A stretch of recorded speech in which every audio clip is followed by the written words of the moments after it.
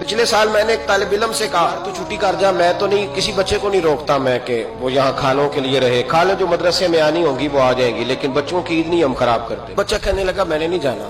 میں نے بچے سے کہا یہاں جو ہوتے ہیں، میں نے کہا اس سے پوچھو کیوں نہیں جا رہا، کوئی کرائے کا معاملہ ہے تو اس کو پیسے دے۔ بچہ میرے قریب آیا، میں نے بلایا تو میں نے کہا تو کیوں نہیں جا رہا؟ تو کہنے لگا میری امی کہتی تھی کہ مدرسے میں قربانی ہوگی۔ میں نے کہا ہوگی، تو امی کہنے لگی وہیں رہنا، گوشت تو کھا لو گے۔ میں تو کہتا ہوں ان لوگوں کی ضرورت ہے جو کہیں جناب ہمارا جانور فلان جگہ ذبح کر دے، کسی غریب کو دے دے، اسے پتہ بھی نہ ہو کس کا ہے، تو ایسے لوگوں کو جانتا ہوں جو کہتے ذبح کر کے دے دے۔ تکلیف کی بات ہے،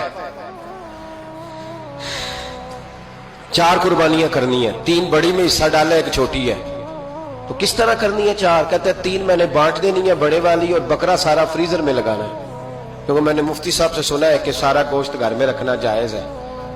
اور پھر محرم میں لوگ ٹیلی فون کر کے پوچھتے ہیں کہ حضرت جی سنا ہے محرم میں عید کا گوشت نہیں کھانا چاہیے، کیا فتویٰ ہے؟ تو میں کہتا ہوں آپ گوشت تو چلو سارا سال ہی کھا لے آپ، بے شک اگلے سال محرم تک کھائیں، منع نہیں، لیکن کیا کسی نے خبر دی تھی کہ قحط پڑ جائے گا، پھر عید کے بعد دوبارہ بکرا نہیں ملے گا؟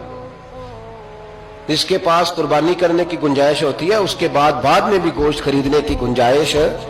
یار یہ دائیں بائیں جو لوگ ہیں یہ ہمارے ہیں، اپنے غریب بہن بھائیوں پر توجہ کریں، خود آگے ہیں۔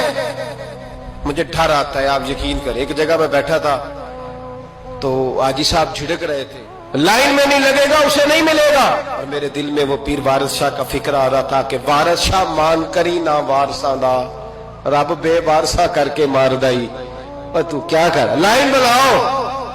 کیوں جی 4 بوٹیاں ڈال لی ہیں، ابھی آ گئے ہو، صبح ہی آ گئے ہو، اور بس کر یار، بس کر، اگر اللہ نے تجھے دینے والا بنایا ہے تو گردن کا سریا ذرا تھوڑا سا نیچا کر۔